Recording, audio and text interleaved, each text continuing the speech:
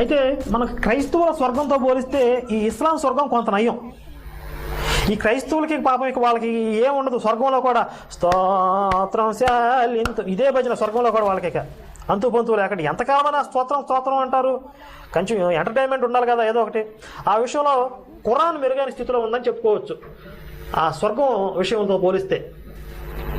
అయితే ఏదేమైనప్పటికీ కూడా ఓవరాల్గా నేను చెప్పే విషయం ఏంటంటే, ఈ సాధన మార్గం తెలియకుండా, సరైన విషయ అవగాహన లేకుండా సన్యాసం అనే సాహసం చేయడం వల్ల ఇలాంటి దుష్పరిణామాలు సంభవించి క్రైస్తవంలో ఈ వ్యవస్థ విఫలమైంది అనేది మనం ప్రధానంగా చూడవలసిన అంశం.